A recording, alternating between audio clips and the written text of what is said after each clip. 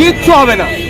ওই মামলা আইওয়াস হচ্ছে, এই চর্চা আমরা বেশ কয়েকদিন ধরে করছিলাম যে ইডি আধিকারিকরা কি করছিল, বিনা বাধায় আসলো, মমতা ব্যানার্জি ফাইন দিয়ে চলে গেল, আটকালো না, ঢুকলো কি করে, পদক্ষেপ কি, এই নিয়ে যখন চর্চা হচ্ছে সারা পশ্চিমবাংলা অলিতে গলিতে, বিজেপি তৃণমূলের বাইনারিটা এক্সপোজ হয়ে যাচ্ছে, সেই সময় এটা হচ্ছে। এই মামলাতে কিছু হবে না, নাটক চলছে বাংলার মানুষকে নিয়ে। বাংলার মানুষের যত তাড়াতাড়ি মঙ্গল হবে, যত তাড়াতাড়ি বিজেপি এবং তৃণমূলকে পশ্চিমবাংলার রাজনীতি থেকে অপ্রাসঙ্গিক করে তুলতে পারে। তিনি বলেছেন যে অভিষেক বন্দ্যোপাধ্যায় যেখানে যেখানে সভা করে মুর্শিদাবাদে তার দ্বিগুণ সভা করে লোকজন নিয়ে সভা করবে, ওনার লোকজন থাকলে করবে, এটা অসুবিধা কি আছে? আমি এখনই বলতে পারবো না।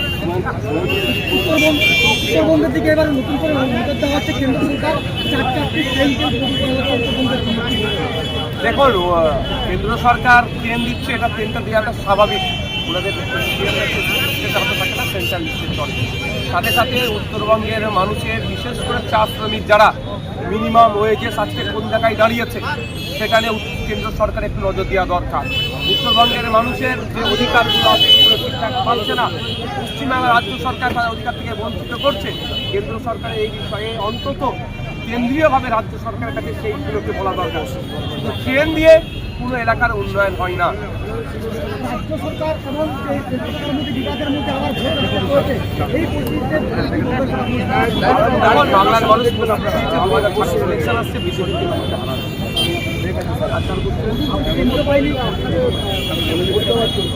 পুরুলিয়াতে কি এবার নির্বাচনের ময়দানে প্রার্থী দেবে আইএসএফ? আমি বলেছি যদি ভালো লাগে দেবেন, নাহলে দেবেন না।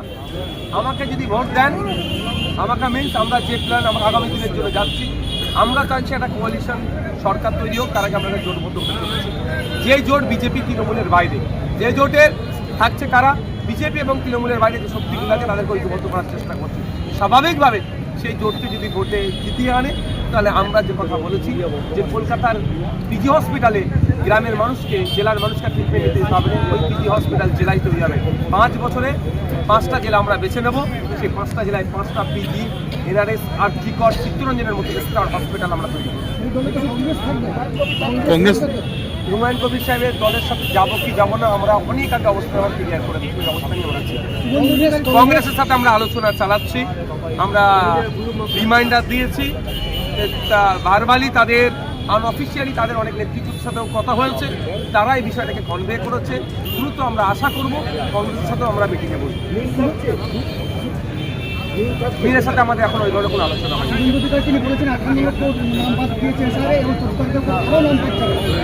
দেখুন, শুভেন্দুবাবু সবসময় যে পারসেপশন করছে পশ্চিমবাংলার মাটিকে বিষ বাষ্পে পরিণত করার চেষ্টা করছে।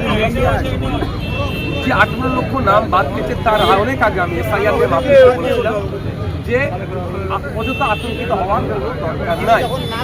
এসআইআরের কি হচ্ছে, আপনার হেয়ারিং হচ্ছে, খসড়া পাবলিশ হচ্ছে, হেয়ারিং হবে, বৈধ ভোটারের নাম কাটা যাবে না। আমি দায়িত্ব চাই, যদি নাম কাটা যায় মানে আর্টিকেল 24 আপনার আমার ভোটদানের যে স্বাধীনতা আছে সেটাকে কেড়ে নেওয়া হচ্ছে। সুতরাং যদি একজনের কারো ভোটাধিকারের বৈধ ভোটারের নাম কাটা যায়, তার পাশে রাজ্য সরকার বা শুভেন্দুবাবু কেউ থাকুক আর নাই থাকুক, ইন্ডিয়ান সেকুলার ফ্রন্ট থাকবে, নওশাদ সিদ্দিকী থাকবে, থামসিনে থাকবে, তার একজনের ভোটাধিকার বাঁচানোর জন্য সুপ্রিম কোর্ট থেকে আর্টিকেল 326 অধিকার ফিরিয়ে নেওয়া।